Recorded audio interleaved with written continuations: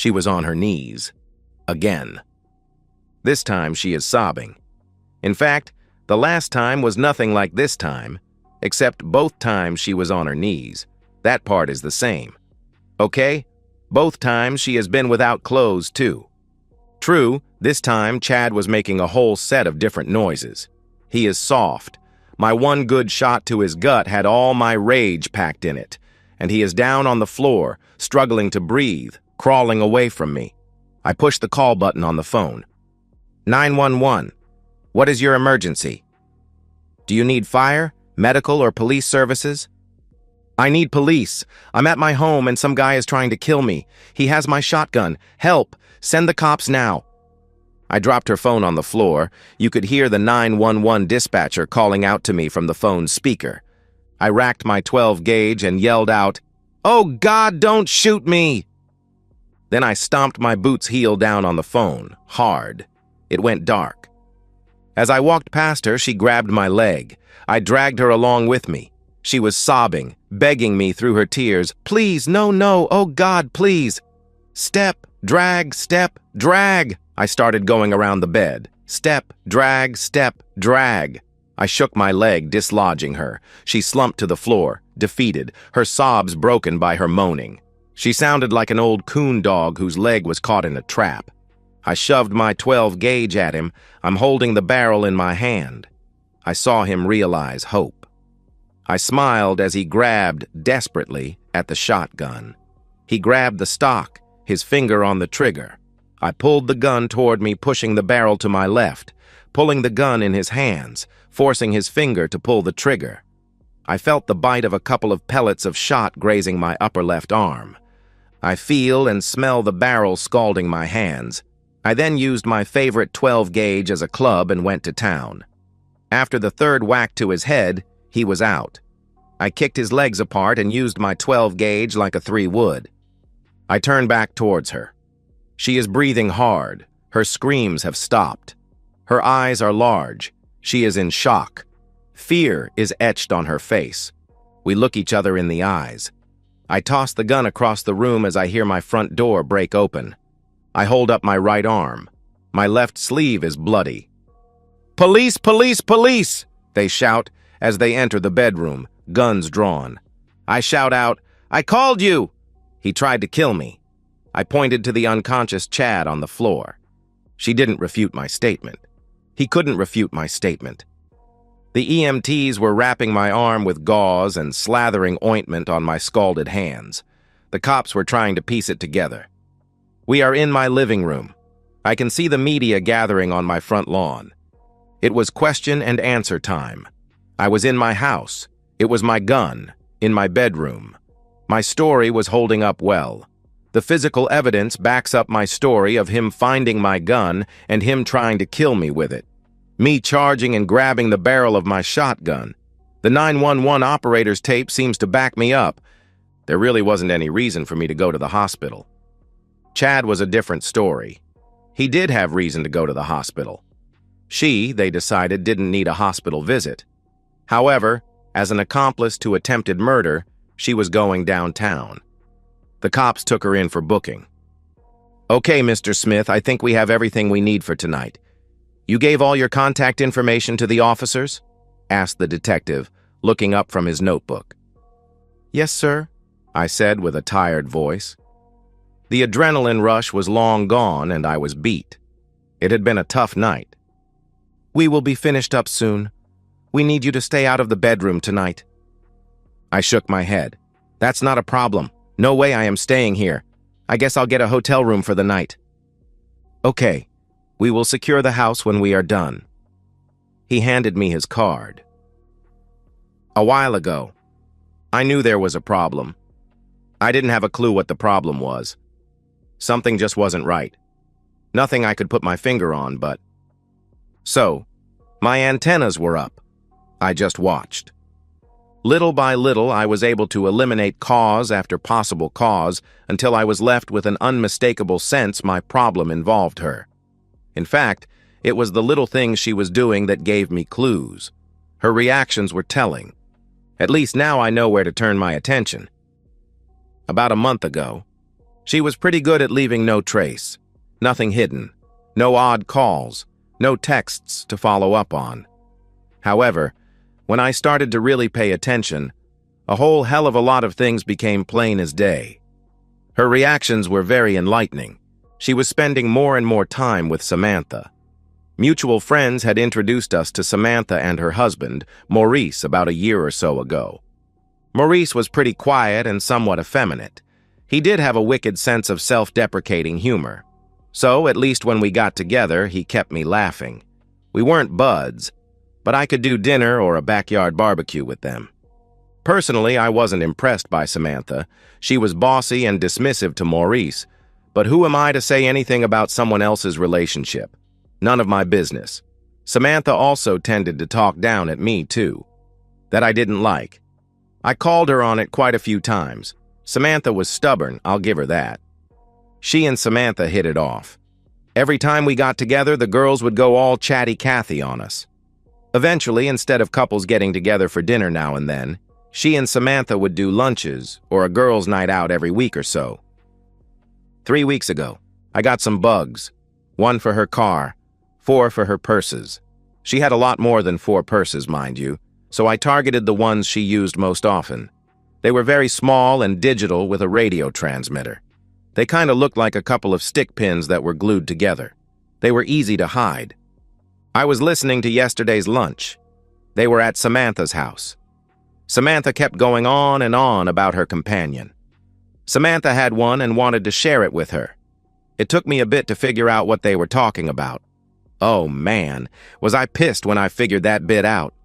Just on the weight of their little chat, I realized she had and would continue to betray me. I am listening to them planning the destruction of our wedding vows, which were as yet, still, apparently intact. But those ladies were drawing a bead on them. Now, I've lived with this woman for more than half my life. As I listened to them chat away, I realized I didn't know her at all. It seems Samantha got off on humiliating Maurice. They were planning to do that to me. I just couldn't understand how she could be that cruel to me. I listened to them chatting away as Maurice attended to them. You could hear the excitement in her voice. I sat at my desk, frankly, in shock. I must have just zoned out. I realized I was in great need of time and space away from my wife. No way did I have it in me not to cancel the lady on site. After I puked in my office trash can, I had my assistant call her and tell her I had to go out of town. My assistant said she'd pack my bag before she left for lunch, with Samantha, so I could swing by on my way to the airport. 2 weeks ago. It has been hard for the last week. I have thought and thought about this whole mess. How could she even imagine I would put up with this behavior is beyond me. And that woman, Samantha, was up to her eyeball in it. Yet she professed her love for me in every conversation with Samantha. I mean, what the heck? Her head was so very messed up. I had to consider. Did she have a medical issue? But even if it turned out there was, they were coming for me. I had to protect myself. Just charging in would get people killed and me doing too long a stretch in the big house. Hell, in this state, I would be lucky if I didn't get the needle. So that wasn't going to be my path. No, I needed to permanently remove the threat. I knew this would get bloody. Now she likes the world that my hard work built for us. She likes the country club membership. She likes being in that social circle. She likes having money. She likes having everyone think she is Miss Wonderful. I have lived with her for 25 years. I do know how she actually operates. I have had to work hard at being a clueless fool while around her. My anger at her has helped me keep my cool. I will unleash hell on her. In actions, it's all about timing. It isn't quite time yet. I used her computer to buy another $2 million in life insurance on me, double indemnity for being a crime victim or accidental death, naming her as sole beneficiary. Last week, apparently her companion is named Chad Culis. I got to know all I could about Chad. A Stanford grad with an MBA from Wharton, a rich daddy, in politics. He was going places. It was pretty clear he was entirely entitled. He wasn't married, never had been. Engaged a few times at least, according to the society pages at backdoor.com. I looked at a number of pictures of him and watched a couple of his rallies. So he was in politics. I got to thinking. What was that old saying? Any publicity is good publicity. I wondered if that was true. This week, you could sense things were coming to a head. She was tense and keyed up. We were intimate like rabbits. She was very responsive. I lost count of how many times she was satisfied before I was. Thanks to her purses, I was pretty well up to speed. I was spending much of my time in a slow, simmering rage. From what I can figure, old Chad had Samantha and perhaps 2 other women whom he was a companion for, all married. The country club was his happy hunting ground. Seems everyone was also on the funding committee for Chad's re-election. I also learned that Chad was planning a gathering next week at Samantha's house. I found and hired a very desperate, despicable character. He broke in and wired up Samantha's house. I paid cash. He was in a hurry to leave town as he was heading overseas. It was a win-win situation. Monday.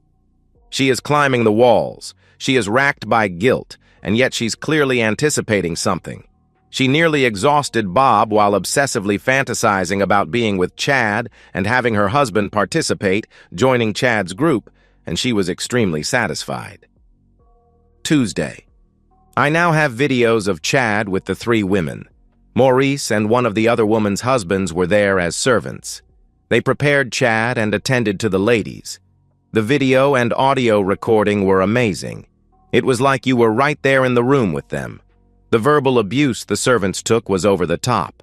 The humiliation of the men got everyone excited. They were made to wear restrictive clothing. There were devices, oversized accessories. There was a lot of crude speech, lots of bragging about how great he is. Chad is quite the talker. He loved playing ringmaster.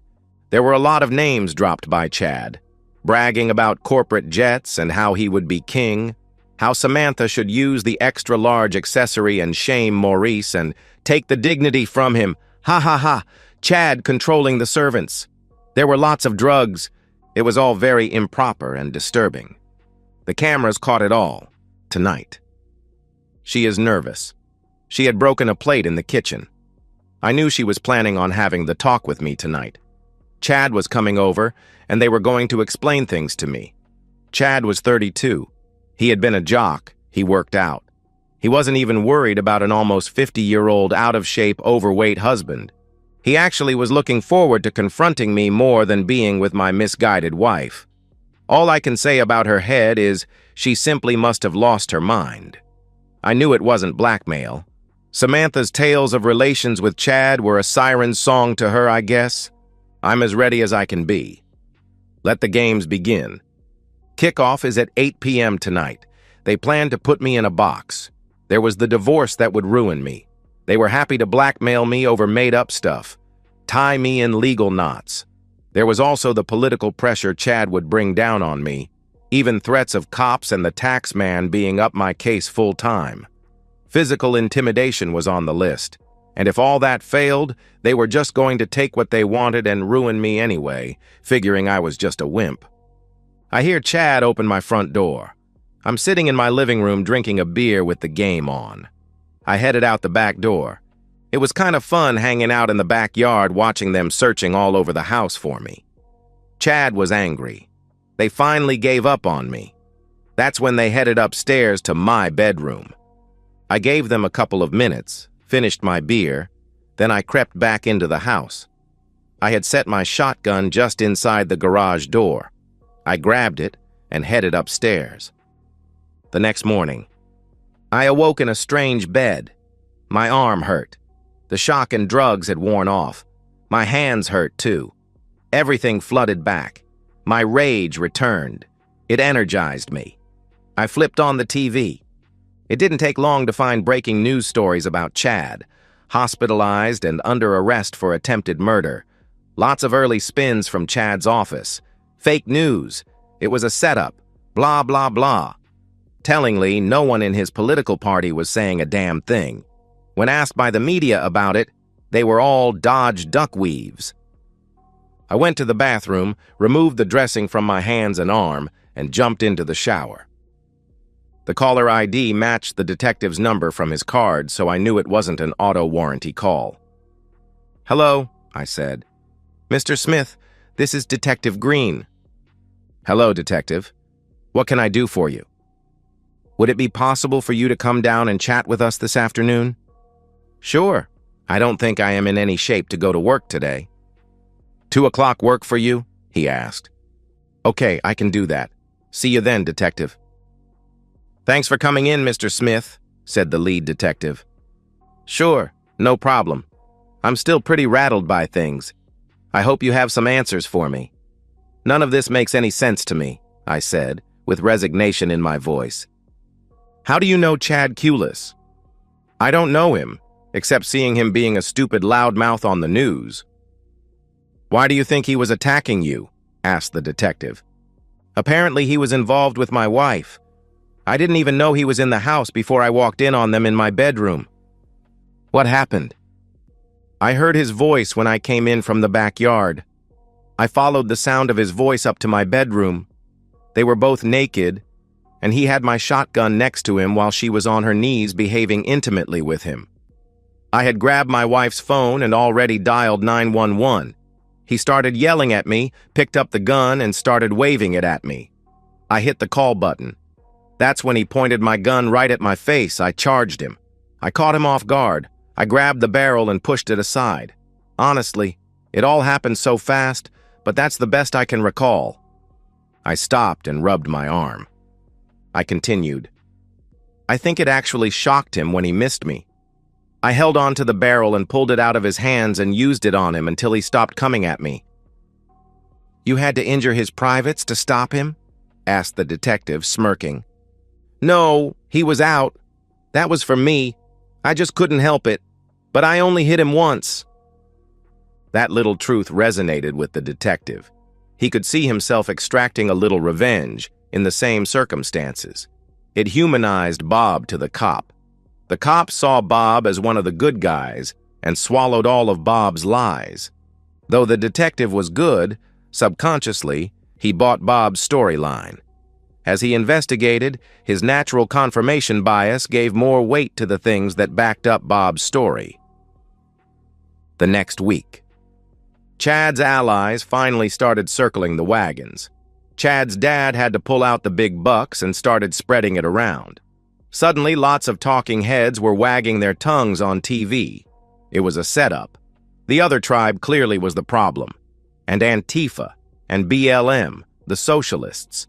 They started to say there was no gun, there was no husband, no wife, there wasn't a house, hell, the town wasn't real. Then the talking heads went after Bob. He was the problem. He was the issue. Look, when Bob was 17, he was busted with a joint, drug dealer, and a libtard. It's all fake news. It never happened. The talking heads were losing their minds. Members of Chad's political party started to poke their heads up like prairie dogs. They looked around trying to gauge which way the winds were blowing. Lots of fingers in the air. She was still in lockup. The media show was at full steam ahead on the bail hearings. Chad's hearing was scheduled for Thursday at 11 a.m.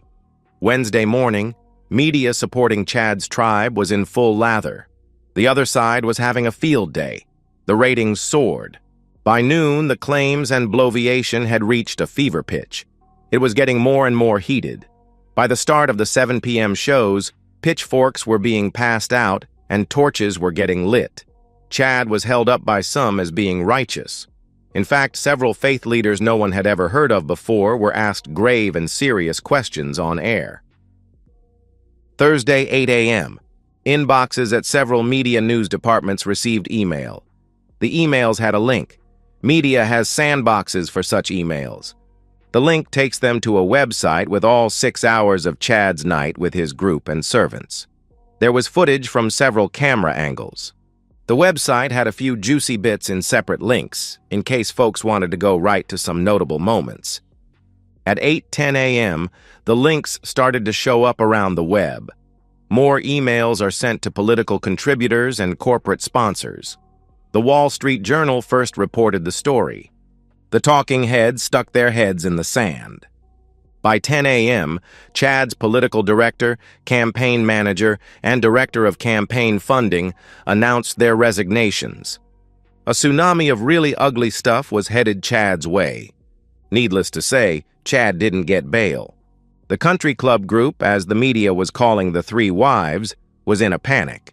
The media was brutal on the servants, but they didn't hold a candle to the memes that flooded social media. The scandal rocked the country club to its wealthy foundation. The media spotlight was pretty brutal. The stories of rich excess and poor behavior burned their way across high society. There were many pots called kettles black. Many members closed up their houses and flew away to some other property they owned. Chad's whole world was now a mess. He was alone. Talk about rats deserting a sinking ship. Everyone even remotely entangled with Chad had gone every man for himself in the mad dash to escape the blast radius. Even his dad was walking away. His son was a toxic mess. There were several investigations of Chad announced. She was wearing orange, it really wasn't her color, and in chains, sitting at the table in the interrogation room. She hadn't spoken since that night. She looked sad and pathetic. Her kids hadn't called or written, nor had her folks. She just sat in her cell. She could hear the TV in the main area from her cell. Once the inmates and the guards figured out who she was, they turned it into a 24-hour all-political news channel. The folks on the TV had no shame. Her court-appointed lawyer was with her. The DA came himself to give her the plea deal.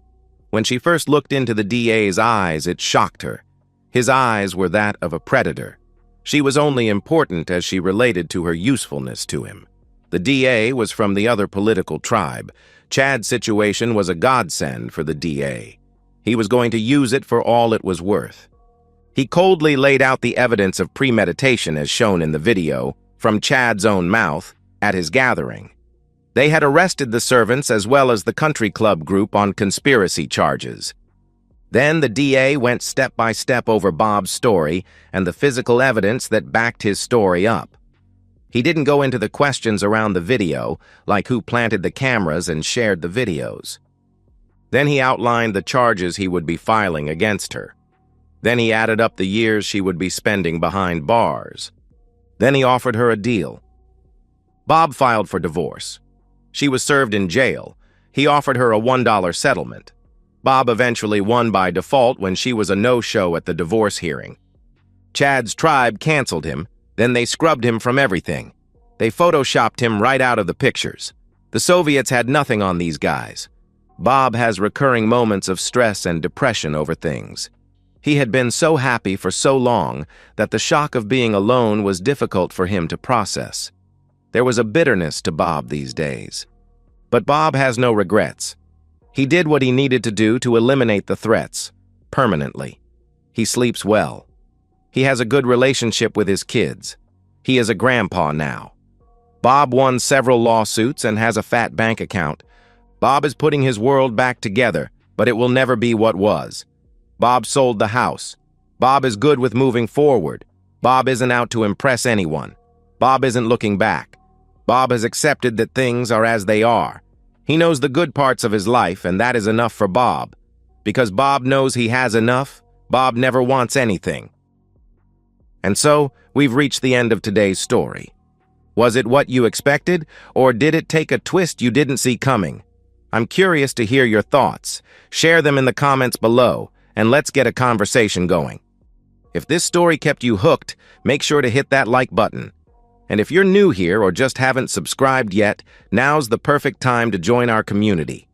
I bring you fresh, captivating stories every day, so click that subscribe button and turn on notifications so you never miss out. Thanks for watching, and I'll see you in the next one.